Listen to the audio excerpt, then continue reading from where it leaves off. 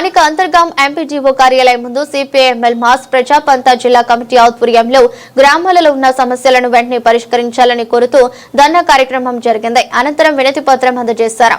ఈ సందర్భంగా CPIML mass line Praja Pantha జిల్లా నాయకులు ఆడెపు శంకర్, పెండ్యాల రమేష్లు మాట్లాడుతూ వీధి దీపాలు ఎప్పటికప్పుడు పెట్టకపోవడంతో ప్రజలు ఇబ్బందులు పడుతున్నారు. వర్షాల కారణంగా రోడ్లు పూర్తిగా పాడైపోయాయి. నీరు బురద ఉండటంతో గ్రామాలలో రాకపోకల సమస్యలు ఎదురవుతున్నాయి. ఈ కార్యక్రమంలో పార్టీ జిల్లా నాయకులు కోడిపుంజుల లక్ష్మి, కట్టా తేజేశ్వరులు, మార్త రాధక్క, డివిజన్ నాయకులు తిగుట్ల రామయ్య, పీవైఎల్ జిల్లా కార్యదర్శి బండి అశోక్, కొట్టే తిరుపతి, పీవైఎల్ జిల్లా ఉపాధ్యక్షుడు చిలుక శంకర్, రాజేష్లతో పాటు కార్యకర్తలు పాల్గొన్నారు. అంతర్గామంలో నిరుపయోగంగా ఉన్న డబుల్ బెడ్రూమ్లను గ్రామ సమస్యలు వెంటనే గ్రామాలకు ప్రత్యేక నిధులను, స్థానిక సమస్యలకు ప్రత్యేక నిధులను, డ్రైనేజీ దోమల సమస్యను వెంటనే గ్రామాల్లో మలేరియా, డెంగ్యూ జ్వరాల నివారణ చర్యలను, గ్రామాల్లో విష జ్వరాల నివారణ చర్యను ప్రజాపంత పోరాటాలు, సిపిఐఎంఎల్ మాస్లైన్ ప్రజాపంత పోరాటాలు. గ్రామాలలో సమస్యలు, అనేకమైన సమస్యలు ఉన్నాయి. గవర్నమెంట్ ఏది కూడా పట్టించుకోవడం లేదు. వీధి దీపాలు కానీ, డ్రైనేజీలు కానీ, మురికి కాలువలు సాఫ్ చేయడం లేదు. దోమల బెడద ఎక్కువైంది. దోమలకు కూడా సరైనటువంటి మందు కొట్టాలి. బ్లీచింగ్ పౌడర్ బాయిలల్లో బ్లీచింగ్ పౌడర్ కూడా ఎక్కడ కూడా వేయడం జరుగుతలేదు.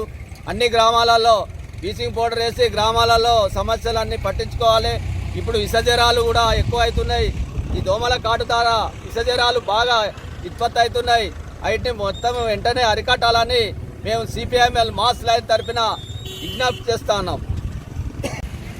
ఈరోజు గ్రామాలలో పారిశుద్ధ్యం పైన రాష్ట్ర కమిటీ సిపిఎంఎల్ మాస్ లైన్ రాష్ట్ర కమిటీ పిలుపులో భాగంగా అంతరం మండల కేంద్రంలో ఈ కార్యక్రమం నిర్వహించడం జరుగుతుంది.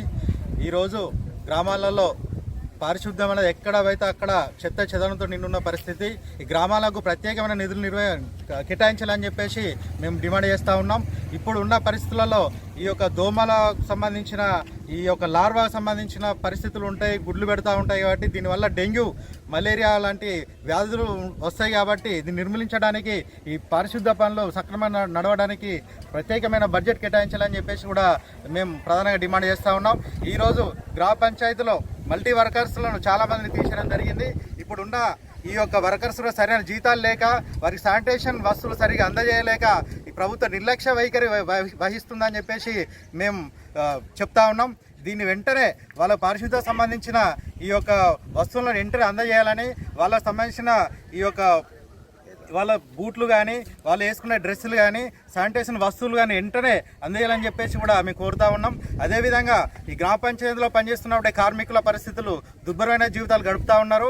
వాళ్ళ కుటుంబాలకు సంబంధించిన పిల్లలకు కూడా ఉచిత విద్య, ఉచిత వైద్యం అందజేయాలని కూడా మేము ప్రధానంగా డిమాండ్ చేస్తూ ఉన్నాం. ప్రతి ఒక్క కార్మికుడు వాళ్ళ యొక్క కృషి వల్లనే ఈ దేశం అభివృద్ధి చెందుతూ ఉన్నది. వాళ్ళ కృషిని గుర్తించకుండా ఈ ప్రభుత్వ నిర్లక్ష్య వైఖరి వహిస్తుందని చెప్పేసి కూడా మేము చెప్తా ఉన్నాం. ఈ విధానాన్ని వెంటనే పరిశీలించి గ్రామ పారిశుద్ధ్యం సంబంధించిన ఈ యొక్క ప్రత్యేక బడ్జెట్ను కేటాయించాలని చెప్పేసి మాస్ లైన్గా